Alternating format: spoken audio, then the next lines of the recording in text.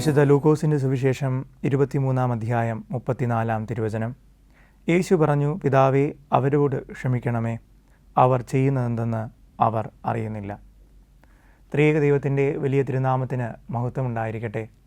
പുണ്യപ്രദമായ പരിശുദ്ധ നോമ്പിൻ്റെ പുണ്യം അഭ്യസിക്കുന്ന ദിനങ്ങളിലൂടെ നാം സഞ്ചരിക്കുകയാണ്. വർഷം 1981 മെയ് മാസം 13-ാം തീയതി. സെയിൻറ്റ് പീറ്റേഴ്സ് സ്ക്വയറിൽ വലിയ ജനക്കൂട്ടത്തിൻ്റെ തിരക്കാണ്. ഈ ജനസഞ്ചയത്തിൻ്റെ സ്വരങ്ങളാൽ ശബ്ദമുഖരിതമാണ് അന്തരീക്ഷം. ഏവരും പരിശുദ്ധ പിതാവിനെ കാണുവാൻ കാത്തിരിക്കുന്നു. പെട്ടെന്ന് ഒരു വെടിയൊച്ച മുഴങ്ങി. എല്ലാവരും നോക്കി നിൽക്കെ പരിശുദ്ധ പിതാവ് ജോൺ പോൾ രണ്ടാമൻ നിലം പതിച്ചു. 4 വെടിയുണ്ടകൾ അദ്ദേഹത്തിൻ്റെ ശരീരത്തെ കീറിമുറിച്ചു. അദ്ദേഹത്തിൻ്റെ വെള്ളവസ്ത്രം ചോരയിൽ മുങ്ങി. നീണ്ടുനിന്ന ശസ്ത്രക്രിയകൾക്കൊടുവിൽ പരിശുദ്ധ പിതാവ് ഹോസ്പിറ്റൽ വിട്ട് വേച്ച് ലോകത്തിലേക്ക് നടന്ന് നീങ്ങി. ഇതിനോടകം മുഹമ്മദ് അലി അഗ്ഗ എന്ന പരിശുദ്ധ പിതാവിൻ്റെ ഘാതകനെ പോലീസ് പിടിച്ചിരുന്നു. 2 വർഷങ്ങൾ കഴിയുമ്പോൾ 1983 ഈ പരിശുദ്ധ പിതാവ് തൻ്റെ ഘാതകനെ ഇറ്റലിയിലെ ജയിലിൽ സന്ദർശിക്കുകയാണ്. പരിശുദ്ധ പിതാവ് വേച്ച് തൻ്റെ കൊലയാളികളുടെ അടുക്കിലെത്തി. അദ്ദേഹത്തിൻ്റെ കണ്ണുകളിലേക്ക് നോക്കി പറഞ്ഞു, കുഞ്ഞെ, ഞാൻ നിന്നോട് ക്ഷമിക്കുന്നു.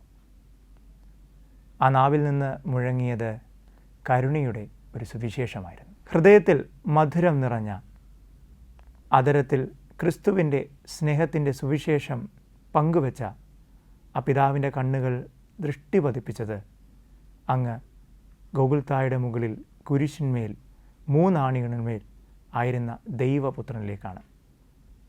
ഇതാ ഗോകുൽത്തായുടെ മുകളിൽ 3 ആണികളിൽ ദൈവപുത്രൻ തൂങ്ങി നിൽക്കുകയാണ്. അവൻ്റെ ഇരുകരങ്ങളും ആണികളാൽ തറയ്ക്കപ്പെട്ടിരിക്കുന്നു. അവൻ്റെ ശിരസിൽ മുൾക്കീഴിടം ആഴ്ന്നിറങ്ങിയിരിക്കുന്നു. അവൻ നിലവിളിക്കുന്നില്ല. ചുറ്റുമുള്ള ജനക്കൂട്ടം അവനെ പരിഹസിക്കുന്നു. അവനെ പീഡിപ്പിച്ച പടയാളികൾ അവൻ്റെ മേലങ്കിക്കായി നറുക്കിട്ടു.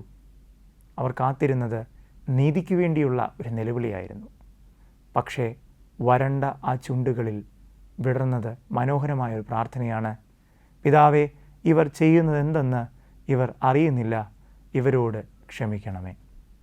ജീവിതത്തിൽ തളർന്നുപോയ മനുഷ്യന്, ജീവിതത്തിൽ തളർത്തപ്പെട്ടവർക്ക് ക്രിസ്തുവിൻ്റെ ഈ മൊഴി വലിയ പ്രത്യാശ പകരുന്നു. ജനിച്ചു വീണപ്പോൾ അവന് മാളികകൾ ലഭിച്ചില്ല. ഇതാ മരണത്തിൻ്റെ നിമിഷം അവനോട് അല്പം പോലും ദയവും ഈ ലോകം കാട്ടിയിരുന്നില്ല. പക്ഷേ യോർദാനിൽ ആരംഭിച്ച ആ പ്രാർത്ഥന ഇതാ കുരിശിൽ തുടരുകയാണ്. അവിടുന്ന് ഈ ലോകത്തെ പഠിപ്പിച്ചത് വിശുദ്ധ മത്തായി ശ്ലീഹായുടെ സുവിശേഷം 5-ാം അധ്യായം 44-ാം തിരുവചനം. ശത്രുക്കളെ സ്നേഹിക്കുവിൻ, നിങ്ങളെ പീഡിപ്പിക്കുന്നവർക്ക് വേണ്ടി പ്രാർത്ഥിക്കുവിൻ. കുരിശിൻ്റെ വഴിയെ സഞ്ചരിക്കുന്ന നമുക്ക്, തോൽപ്പിക്കപ്പെട്ട നമുക്ക്, നമ്മുടെ ജീവിത വഴിയിൽ കനൽ കോരിയിട്ടവർക്ക് വേണ്ടി പ്രാർത്ഥിക്കാം. പിതാവേ, അവരോട് പൊറുക്കണമേ, എന്തെന്നാൽ അവർ ചെയ്യുന്നതെന്തെന്ന് അവർ അറിയുന്നില്ല. ജീവിതത്തിൽ വീണുപോയവർക്ക് വേണ്ടി, ജീവിതത്തിൽ നമ്മെ വീഴ്ത്തിയവർക്ക് വേണ്ടി നമുക്ക് കുരിശിൻ്റെ ചുവട്ടിൽ ക്രിസ്തുവിനെ നോക്കി പ്രാർത്ഥിക്കാം. കാരണം അവൻ്റെ കരുണയിൽ നിന്നും ആരും പുറത്തു പോകുന്നില്ല. അവൻ്റെ കരുണ എല്ലാവരെയും ചേർത്ത് നിർത്തുന്നു. കുരിശിൻ്റെ ചുവട്ടിൽ നിന്ന് ഈ പ്രാർത്ഥന നമ്മുടെ ഹൃദയത്തിൽ മുഴങ്ങട്ടെ. പിതാവേ, അവർ ചെയ്യുന്നതെന്തെന്ന് അവർ അറിയുന്നില്ല, അവരോട് പൊറുക്കണമേ. പരിശുദ്ധ നോമ്പിൻ്റെ പുണ്യപ്രദമായ ഈ ദിനങ്ങളിൽ ഈ വലിയ പ്രാർത്ഥന നമ്മെ നിരന്തരം ഭരിക്കട്ടെ, നമ്മെ നയിക്കട്ടെ. അതിന് പിതാവും പുത്രനും പരിശുദ്ധാത്മാവുമായ ത്രിയേക ദൈവം നമ്മെ സഹായിക്കട്ടെ. ആമീൻ.